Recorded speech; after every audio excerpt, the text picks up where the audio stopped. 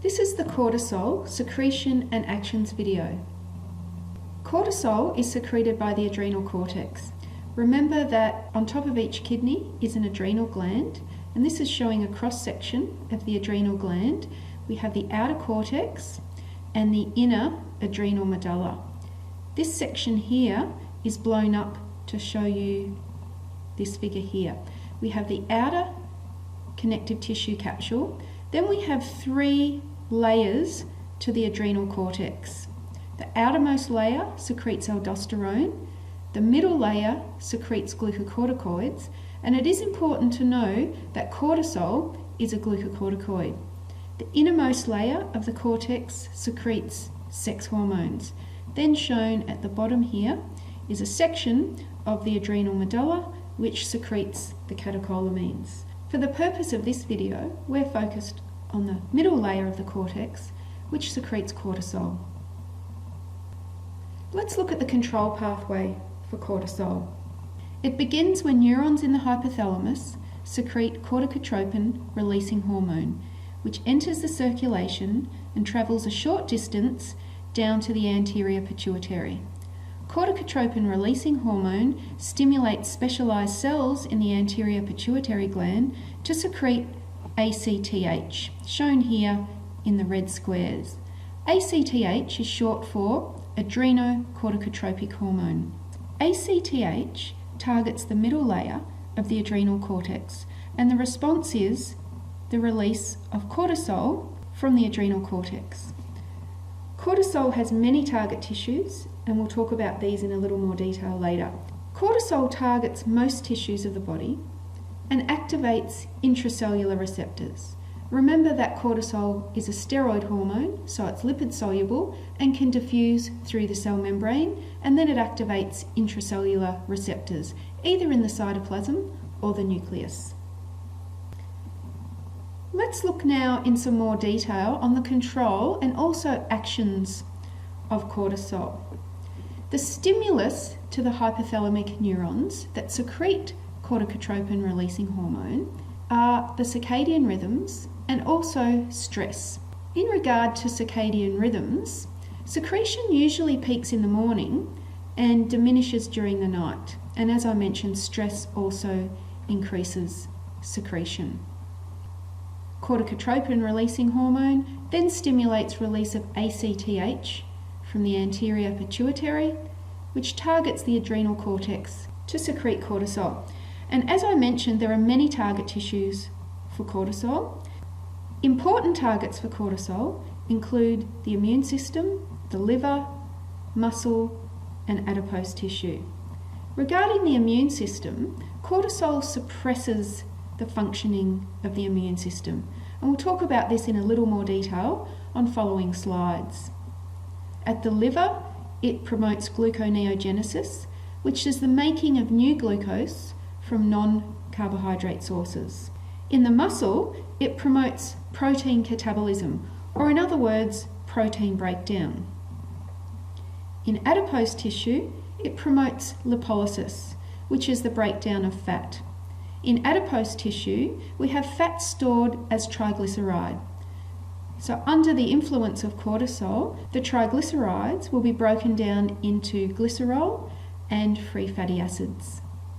An interesting point to note is that cortisol has permissive effects on both glucagon and the catecholamines. So remember that this means that glucagon and the catecholamines cannot exert their effects properly unless cortisol is also present. Let's look at the negative feedback mechanisms controlling secretion of cortisol. Cortisol itself feeds back in a long loop negative feedback to both the anterior pituitary and the hypothalamus. At the anterior pituitary, it inhibits secretion of ACTH, and at the hypothalamus inhibits secretion of CRH, or corticotropin-releasing hormone. ACTH also has a short loop feedback to the hypothalamus to prevent secretion of CRH.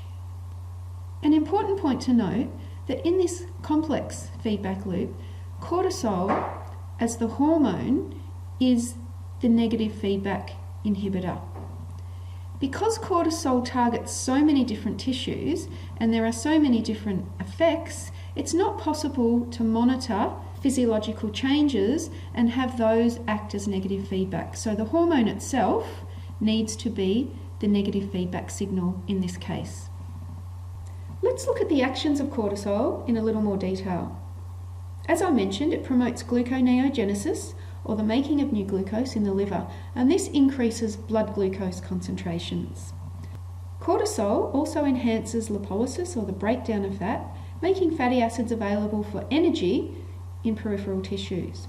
The glycerol, the backbone of the triglyceride molecule, can be used for gluconeogenesis.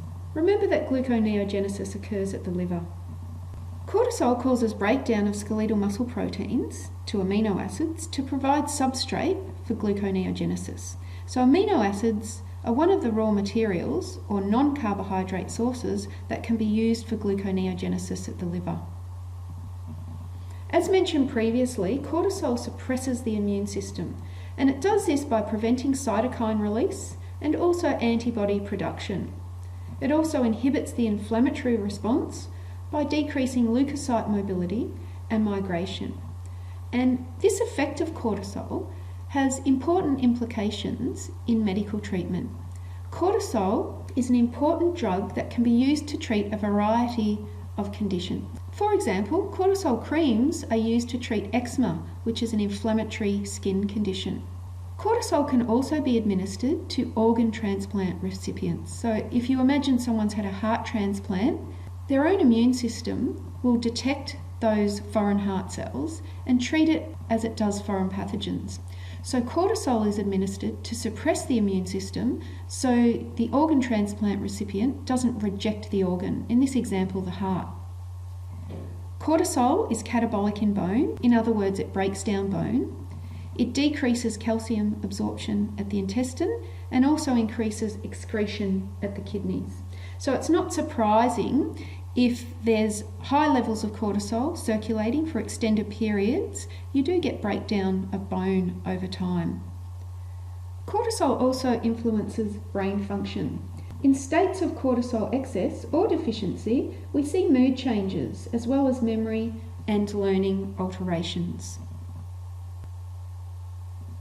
This table shows some characteristics of cortisol. We have covered these before, so it's more of a review table for you, showing the origin, chemical nature, biosynthesis, transport in the circulation. This is one point we haven't covered before. We have covered the fact that cortisol is transported in the blood, bound to transport proteins. In particular, the transport protein is corticosteroid binding globulin, and this protein is made in the liver. As mentioned previously, the half-life is around 60 to 90 minutes, and circadian rhythm and stress are both very important stimuli for factors affecting release of cortisol.